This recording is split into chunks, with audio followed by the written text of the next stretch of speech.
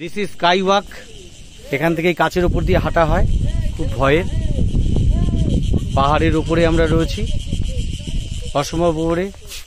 বাবা চোনা, দুষ্টু চোনা, sky walk দিয়ে হেঁটে যাও। একটা ভিডিও যাচ্ছে, যাও সোজা চলে যাও।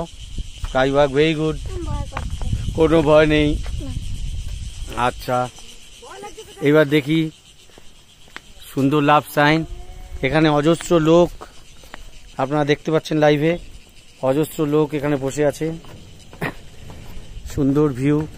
ওই দিকটা সিকিম, 1 ঘন্টা গেলে সিকিমে ঢুকে যাওয়া যাবে। এদিকটা পাকিস্তান, ওই দিকটা চায়না,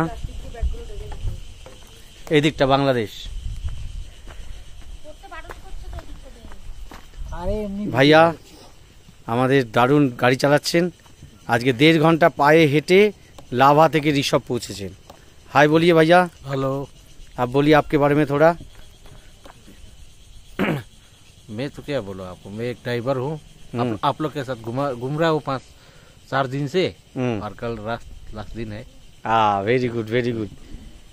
ये है टोटन कुमार, ये है गुड्डू आलू, ये है बुनी आलू, এইটা কে আলু, এটা কে আলু, এই তুই কে। এই হচ্ছে পন্দিরাম জলো। আহা